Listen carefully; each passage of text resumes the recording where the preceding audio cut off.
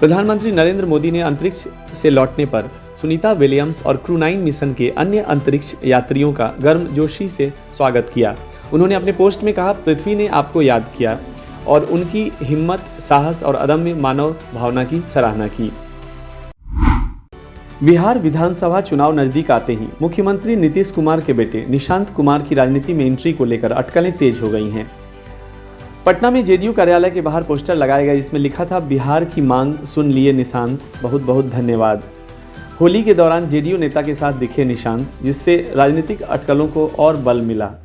अपने पिता के साथ बख्तियारपुर के पैतृक गांव पहुंचे और जनता से नीतीश कुमार व जेडीयू को समर्थन देने की अपील की।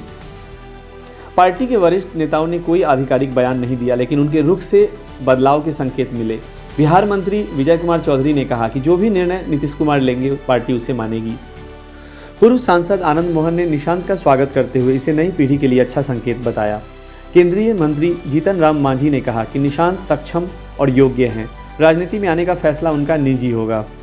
कांग्रेस नेता तारिक अनवर ने कहा कि अब तक निशांत की राजनीति में रुचि नहीं थी, लेकिन अब उनका मन बदला हुआ लग रहा है। तेजस्वी यादव ने तंज कसते हुए कहा कि सीएम को खुद आकर स्थिति स्पष्ट करनी चाहिए।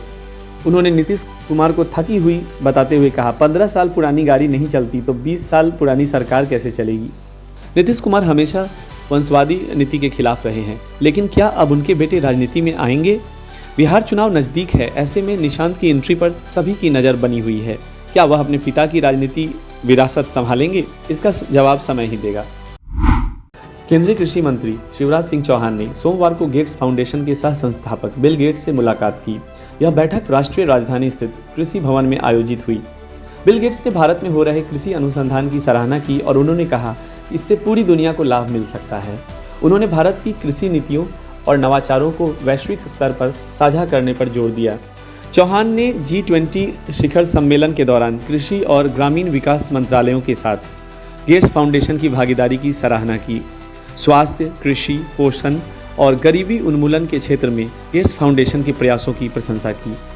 इस बैठक में कृषि सचिव देवेश चतुर्वेदी, केंद्रीय ग्रामीण मंत्री सचिव शैलेश सिंह, ICAR के अधिकारी और गेट्स फाउंडेशन के हरि मेनन व अलकेश अडवाणी भी उपस्थित थे।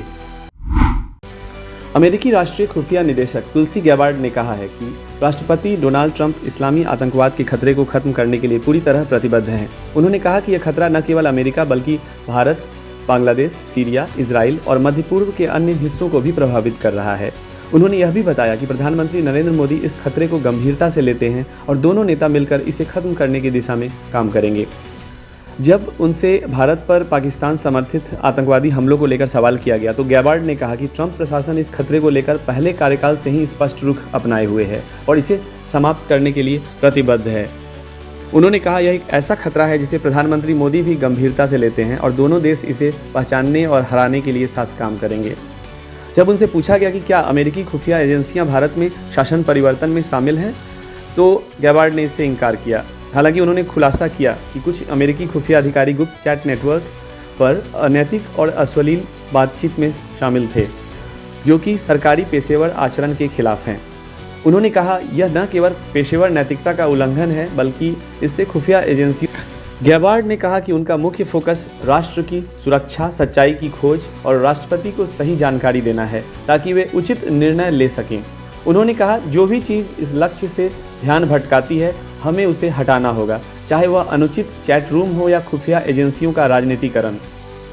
फरवरी में राष्ट्रपति ट्रंप ने भारत में मतदान बढ़ाने के लिए अमेरिकी सरकार द्वारा $21 मिलियन की फंडिंग पर सवाल उठाया था। उन्होंने इसे किकबैक स्कीम बताया। उन्होंने बांग्लादेश और नेपाल में भी अमेरिकी फंडिंग पर सवाल उठाया था। राष्ट्रीय जांच एजेंसी NIA ने बुधवार को जम्मू कश्मीर में 12 स्थानों पर छापेमारी की। यह कार्रवाई सीमा पार से आतंकियों की घुसपैठ से जुड़े एक मामले में की जा रही है। सुबह से ही पुलिस और सुरक्षा बलों के साथ मिलकर छापेमारी जारी है। लश्कर-ए-तैयबा और जैश ए मोहम्मद के आतंकियों की घुसपैठ की जांच के तहत कार्रवाई, ओवरग्राउंड वर्कर्स और हाइब्रिड आतंकियों के ठिकानों पर छानबीन, स्थानीय समर्थकों और कैडरों के ठिकानों पर भी तलाशी ली गई। आतंकियों को रसद, शरण, धन मुहैया कराने वाले लोगों की भूमिका की जाँच शुरू हुई। अमेरिकी विदेश विभाग के एक प्रवक्ता ने ताइवान के पास चीन के हालिया सैन्य अभ्यास की कड़ी निंदा की और इसे निडर और गैर जिम्मेदार धमकी बताया। उन्होंने कहा कि अमेरिका ताइवान का समर्थन जारी रखेगा और चीन के सैन्य, आर्थिक, सूचना और राजनयिक दबाव का सामना करने में ताइवान की मदद करेगा। अमेरिका के राष्ट्रपति डोनाल्ड ट्रंप ने नासा क्रू 9 के अंतरिक्ष यात्रियों Sunita Williams, Nick Hague, Butch Wilmore और रूसी कॉस्मोनॉट अलेक्जेंडर गोर्बनोव की सफल वापसी पर खुशी जताई और एलन मस्क को धन्यवाद दिया। व्हाइट हाउस ने बयान में कहा कि ट्रंप ने अंतरिक्ष में फंसे इन अंतरिक्ष यात्रियों को सुरक्षित वापसी की प्राथमिकता दी और आखिरकार स्पेसएक्स, नासा और एलन मस्क की मदद से उनका मिशन सफल हुआ। बॉलीवुड सुपरस्टार आमिर खान ने अपने 60वें जन्मदिन पर गौरी स्प्रैट के साथ अपने रिश्ते की पुष्टि की थी। अब पहली बार दोनों को एक साथ सार्वजनिक रूप से देखा गया। मंगलवार को मुंबई में आमिर और गौरी को कार में जाते हुए स्पॉट किया गया। भारतीय ऑलराउंडर और मुंबई इंडियंस एमआई के कप्तान हार्दिक पांड्या ने इंडियन प्रीमियर लीग में खेलने वाले युवा खिलाड़ियों के लिए आत्मविश्वास का संदेश दिया है। उन्होंने अपने कैरियर की कठिनाइयों पर चर्चा करते हुए कहा कि मैदान में टिके रहना उनके लिए सबसे ज़रूरी है और क्रिकेट उनका सबसे बड़ा साथी बना रहेगा। हार्दिक को तब आलोचनाओं का सामना करना पड़ा जब उन्होंने रोहित शर्मा की जगह मुंबई इंडियंस की कप्तानी संभाली, लेकिन अब वानखेड़े स्टेडियम में वापसी करते हुए वह भारत के सबसे पसंदीदा खिलाड़ियों में से एक बन गए हैं। खासकर 2020 वर्ल्ड कप 2024 और चैंपियंस ट्रॉफी 2025 में अहम भूमिका निभाने के बाद जियो हॉटस्टार पर बातचीत में हार्दिक ने कहा, आईपीएल में आने वाले युवा खिलाड़ी बेहद प्रतिभाशाली हैं। मेरा संदेश यही है कि खुद पे विश्वास करें। कई बार खिलाड़ी अपने स्तर पर संदेह करने लगते हैं, जिससे उनका आत्मविश्वास कमज़ोर पड़ सकता है। मानसिक मजबूती बनाए रखना जरूरी है। हार्दिक ने 2020 वर्ल्ड कप 2024 और चैंपियंस ट्रॉफी 2025 में शानदार वापसी की है। उन्होंने 2020 वर्ल्ड कप के फाइनल में मैच जिताने वाला ओवर भी डाला।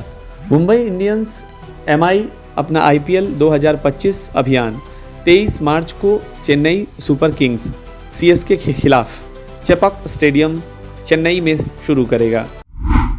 भारतीय विकेटकीपर बल्लेबाज ऋषभ पंत इस बार आईपीएल 2025 में नई team Lucknow super giants LSG के कप्तान के रूप में नजर आएंगे। उन्हें 27 करोड़ रुपए में खरीदा गया, जिससे वे लीग के सबसे महंगे खिलाड़ी बन गए।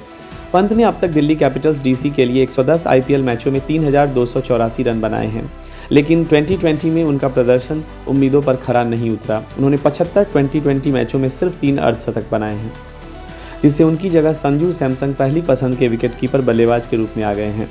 अगर पंत एलएसजी के लिए ओपनिंग करते हैं और सफल होते हैं तो यह उनके भारतीय 2020 कैरियर को फिर से पटरी पर ला सकता है।